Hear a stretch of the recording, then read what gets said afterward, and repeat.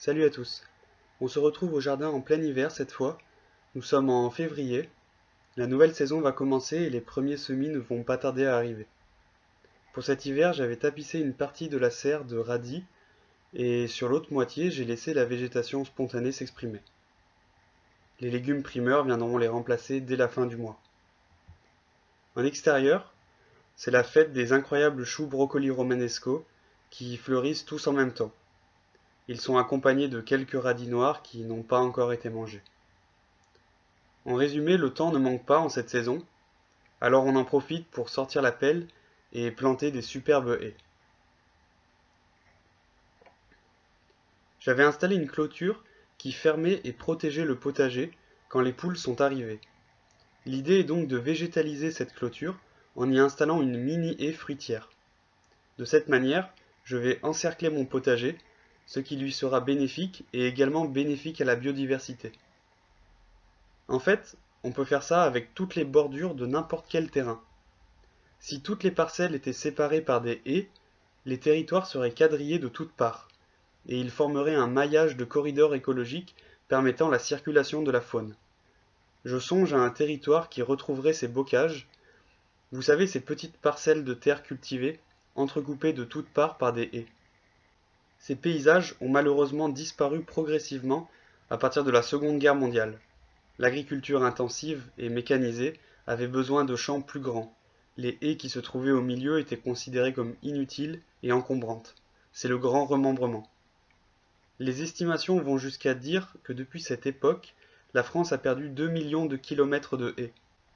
C'est donc 2 millions de kilomètres de haies que nous avons à replanter, alors autant commencer tout de suite.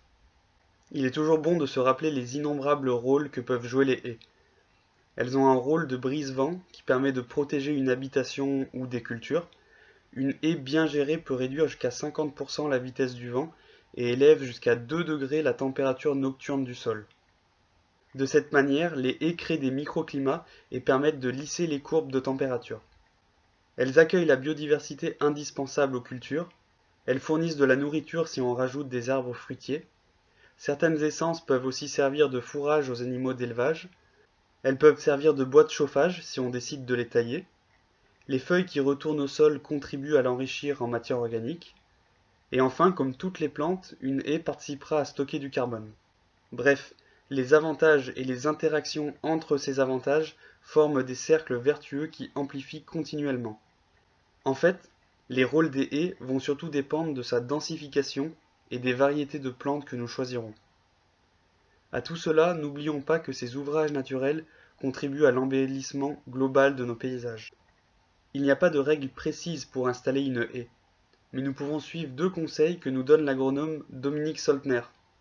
Le premier est de donner la priorité aux espèces locales. Pour cela, rien de plus simple que d'observer la végétation du territoire. Le deuxième est d'y associer plusieurs espèces. Cela offrira un meilleur équilibre écologique. En effet, une haie diversifiée offre nourriture et abri à un plus grand nombre d'animaux. Cela augmentera également la résistance aux maladies et au gel. Et bien sûr, l'effet esthétique de notre haie sera amplifié. Ici, je vais commencer par implanter deux espèces. Puis plus tard, suivant le développement des végétaux, j'en rajouterai d'autres.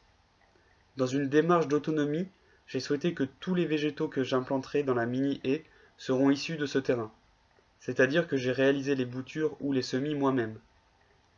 Il y a 3 ans, j'avais simplement creusé un trou et enterré 4 noyaux de pêche que je trouvais délicieuses. Aujourd'hui, je me retrouve avec 4 jeunes arbres prêts à être plantés. Ils seront la base de ma haie fruitière. Je les espace d'environ 4 mètres et je viens ensuite compléter la haie avec des plants de romarin qui feront office de strate inférieure. Suivant le développement, je compléterai avec des pieds de framboisier. Tous les plants que j'ai utilisés étaient très jeunes et cela augmentera sûrement le potentiel de reprise des racines.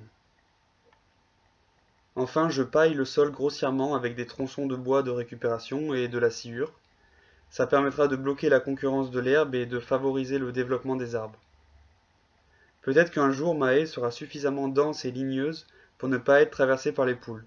En attendant, je laisse évidemment la clôture.